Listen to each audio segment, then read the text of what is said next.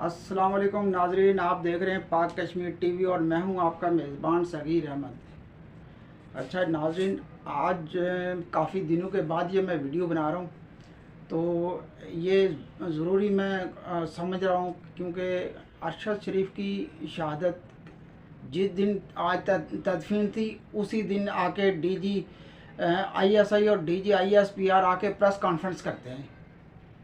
यानी आप अपनी सफाई दे रहे हैं कि अरशद शरीफ को हमने नहीं मरवाया।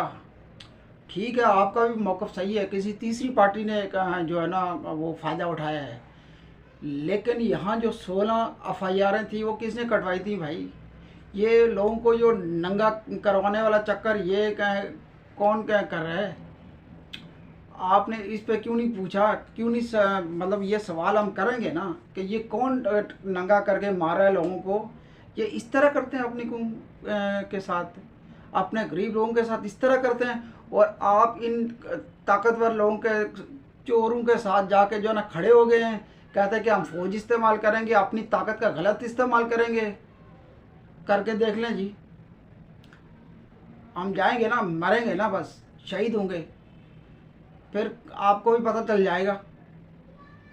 लेकिन मैं सिर्फ ये पूछना चाहता हूँ कि ये जो आप बोल रहे हैं, तो 16 एफआईआर आपने ये झूठ बोला है भाई? ये तो सीधा सीधा मुझे झूठ लगता है, क्योंकि 16 एफआईआर इस शहीद पे दर्ज थी। और यहाँ से दुबई गया और दुबई से भी आप लोगों ने भगवा दिया। अब ये हुकूमत से कह के भगवाया है, आपने कहा या नहीं कहा है, जिसने भी कहा है मुझे नहीं पता, लेकिन दुबई से निकाला गया, फिर वहाँ भेजा इसको कीनिया।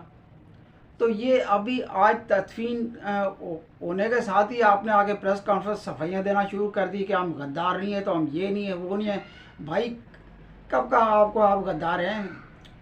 और ये एक बात जो आपने बनाई हुई है, हाजी कमर जावेद बाजवा एंड कंपनी ने अपने ही आपको पाकिस्तान डिक्लेयर किया हुआ है। जो कोई सवाल करता है, जो अभी जैसे मैं सवाल कर, इस तरह कोई भी जो जारी बात है दिमाग में सवाल आता है, करते हैं ना, जवाब देना उसका, तो ये फटाफट जी उठवा लेते हैं, तो जाके दबरदुस कर देते हैं, तो जाके इनके साथ खड़े हुए हैं आप। इन चोरों को कौन लाया भाई?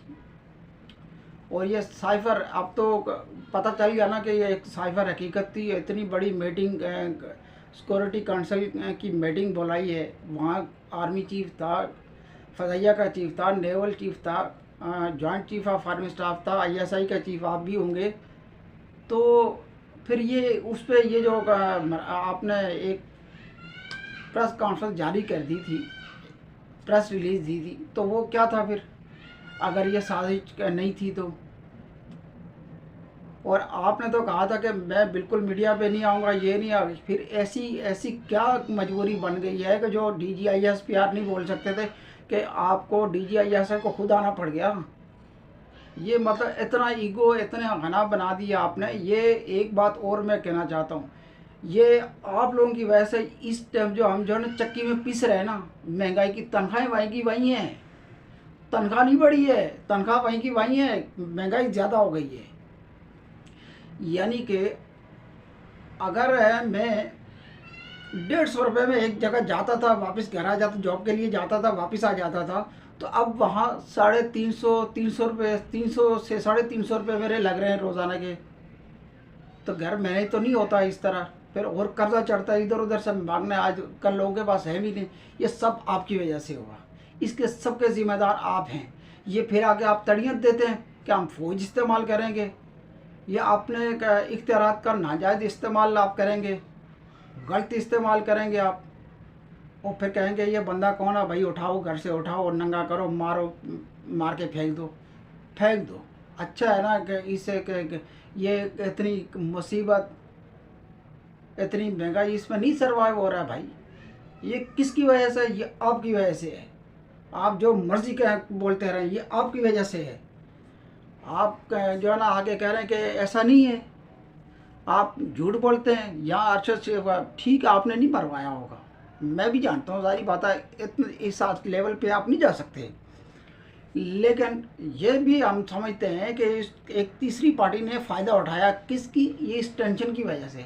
तो आपने ये टेंशन, ये अनसर्टेनिटी क्रिएट ही क्यों करवाई है? जब ऐसा करेंगे जाहिर बात है दुश्मन फ़ायदा उठाएंगे, जो कि उन्होंने उठाया है।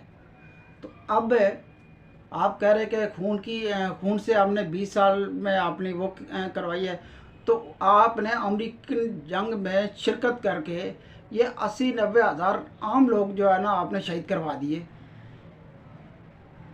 उसका क्या फ़ायदा? महंगाई इतनी, और फिर कहते हैं कि हमने खून से, बिल्कुल हमारी फ़ौज है, हम उससे प्यार करते हैं, लेकिन फ़ौज ये चंद अफराद का नाम नहीं है।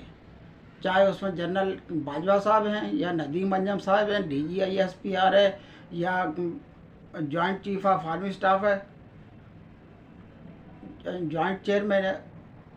ये 2-4-6 लोगों से ना जो है ना फौज पूरी नहीं होती, पूरा इदारा नहीं। मैं ये सिर्फ पूछना, पिछली वीडियो में भी पूछा था कि अगर आर्मी चीफ यानी कि सिपा सलार ही कंप्रोमाइज़ हुआ हो तो उसकी अकाउंटेबिलिटी कौन करेगा भाई? कोई सवाल करो, कोई पूछो तो आपका फ़र्ज़ बनता है ना हमें जवाब दें, आवाम को जवाब दें, कौम को जवाब दें, क्योंकि हमारे टैक्स के पैसों से आपकी सैलरी नहीं जाती। तो आपका काम बनता है ना हमें जवाब दें। आगे ये धमकियाँ वमकियाँ नहीं दें, और ना इससे हम डरने वाले हैं। बार बार आके डराते हैं यार ये कर देंगे, वो कर देंगे, ये कोई बात हुई है? तो ये ज़रा आप जो है ना सोच समझ के बात किया करें। आप क्योंकि एक इतने बड़े ओहदे पे बैठे हुए हैं, आपकी एक एक बात हम नोट करते हैं, और कौन सी धमकी है क्या नहीं है। तो ज़रा आप जो है ना संभल के बात किया करें, और ये अपना ईगो भी ज़रा साइड पे रखें। अभी तक के लिए इतना। नाज़रीन, अल्लाह करीम हम सब का हामी नासिर हो। मुझे अपनी दुआ में याद रखें। खुदा हाफिज़।